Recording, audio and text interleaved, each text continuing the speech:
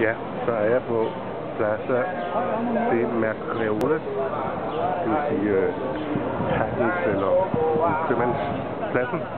Og det er jo en klassisk plads med pænt istandsatte huse hele vejen rundt, som man kan se. Og her har vi Taverna de la Muralla, som jo er mikrobryggeristedet, hvor jeg har fået meget godt øl her i Havana. Nok der, hvor man får det eneste, og det bedste, og det eneste sted, hvor man får rimelig god øl. Det er et mikrobryggeri, der er lavet. Men til gengæld var det også her, Claus, at jeg fik en mave. Men sådan er der jo så meget. Man behøver jo ikke spise der, man kan jo drikke.